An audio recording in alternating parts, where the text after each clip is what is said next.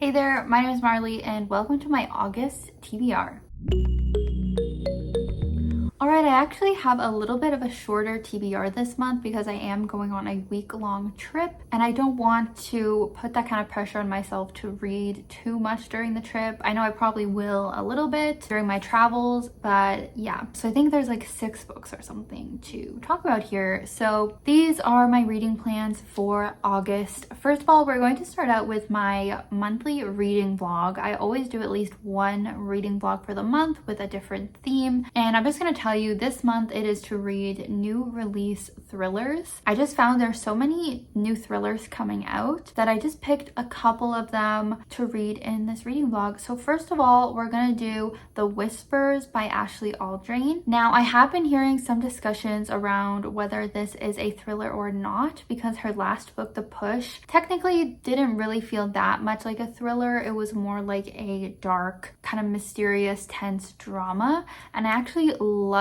that book and gave it 5 stars, which is why I'm super excited for this follow-up novel. But it is marked as a thriller mystery on Goodreads, so I'm just including it in this vlog. I've already requested it from the library and kind of have it all set. So I'm just going to read it for this vlog, and what I know about it is that we are following a number of families who I think live all in the same neighborhood, and a tragic event happens where this boy gets hurt and then is in a coma. So that is sort of the dramatic event that we're leading up to, and then I think we're just kind of exploring what led to this, what has gone on with these different families and all of their secrets and stuff like that. I've also heard that it deals a lot with motherhood, probably just a lot of family themes, so it does sound pretty good. So next up, I want to read 0 Days by Ruth Ware. I read all of her books. I think I've completed her whole backlist, so I'll continue to pick up her new books. So this is a thriller mystery surrounding this woman who comes home to find her husband has been murdered, and then she is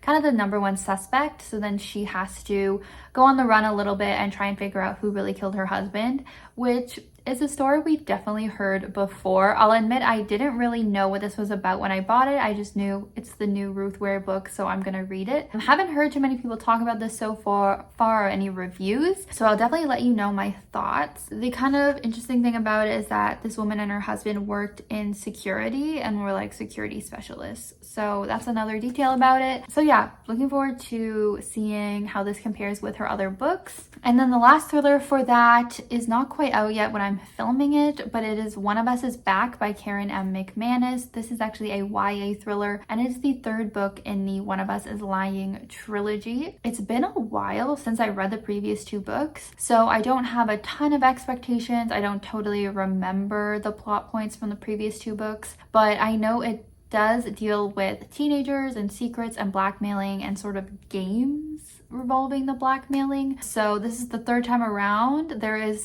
some ominous anonymous figure similar to A from Pretty Little Liars that is sort of terrorizing the teens in this town and playing some sort of game with them. So I have enjoyed the previous 2 books. I know that there will be, our same kind of characters we've already grown to love in this book, which should be good, even though do I remember that much about them? Not really. But yeah, it's going to be, I think, the 3rd and final book in this trilogy. So definitely be interested to see what she does with this. So yeah, check out that reading blog when it comes out. Then I kind of want to have an extra backup book for when I'm on my trip. So another ebook that I can just have as backup. So I don't know if I'm for sure going to get to this one, but it's In the Lives of Puppets by TJ Klune. This is another relatively new release. I've really enjoyed work from TJ Klune in the past. I was disappointed with his release from last year, Under the Whispering Door. That didn't really work for me, but I'm excited to see how this book is. Basically, what I know about it is that it's kind of like a sci-fi fantasy about like robots or cyborgs or something like that,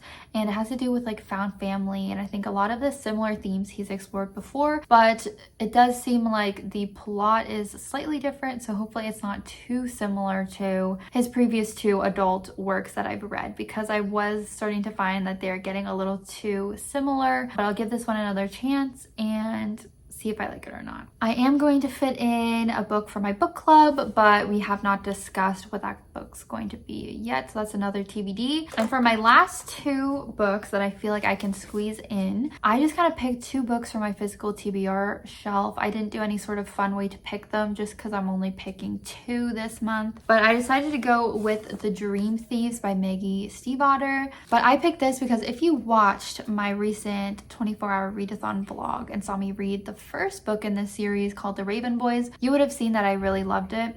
As a little spoiler, I gave it 5 stars. So it's a 4-book series, so of course I would love to get to the second book relatively soon when the first book is still pretty fresh in my mind. If you don't know, this is a like paranormal fantasy YA series about a girl named Blue who grew up in this sort of psychic household, and she has this cool power where she actually amplifies other people's psychic powers. And then we're also following a group of boys who all go to this private school, and they are on this quest to find the body of this hidden ancient Welsh king or something.